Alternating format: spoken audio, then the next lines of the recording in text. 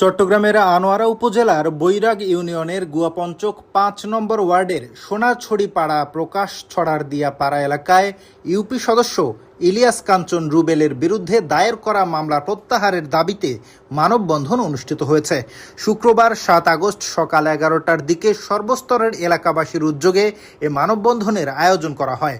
মানববন্ধনে বক্তারা দাবি করেন, এলাকায় মাদকের বিরুদ্ধে অভিযান পরিচালনা ও সামাজিক সচেতনতা তৈরিতে সক্রিয় ভূমিকা রাখার কারণে ইউপি সদস্য ইলিয়াস কাঞ্চন রুবেলের বিরুদ্ধে মিথ্যা মামলা দায়ের করা হয়েছে।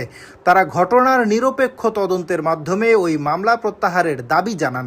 এ সময় বক্তারা বলেন, মাদকাসক্তি সমাজের শান্তি, নিরাপত্তা ও উন্নয়নের অন্তরায়। মাদকের বিরুদ্ধে সামাজিক প্রতিরোধ গড়ে তুলতে সবাইকে ঐক্যবদ্ধ হওয়ার আহ্বান জানান তারা। মানববন্ধনে অংশগ্রহণকারীরা মাদককে না বলুন, জীবনকে হ্যাঁ বলুন এবং মাদকমুক্ত সুন্দর ও নিরাপদ সমাজ গড়তে সবাইকে এগিয়ে আসতে হবে, এমন বিভিন্ন স্লোগান দেন। মানববন্ধনে উপস্থিত ছিলেন মোহাম্মদ ইসমাইল, মোহাম্মদ ইদ্রিস, আব্দুল কাদের, আব্দুল করিম, নূর মোহাম্মদ, নজরুল ইসলাম লিটন, নূর মিয়া, জসিম কন্ডাক্টর, নাজিম শাহ, মোহাম্মদ ইলিয়াস সহ এলাকার গণ্যমান্য ব্যক্তিবর্গ, স্থানীয় বাসিন্দারা।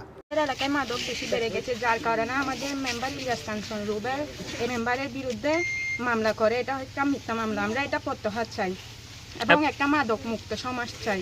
এই মাদকের কারণে সমাজ নষ্ট হয়ে যাচ্ছে। আমরা একটা মাদক মুক্ত সমাজ চাই, একটা সুস্থ সমাজ চাই। আমাদের এখানে মাদকের অবস্থা বেশি বেড়ে গেছে। আমাদের ছেলে মেয়ের অবস্থা ভবিষ্যৎ কী হবে, আমাদের ফ্যামিলির অশান্তি সৃষ্টি চলতেছে।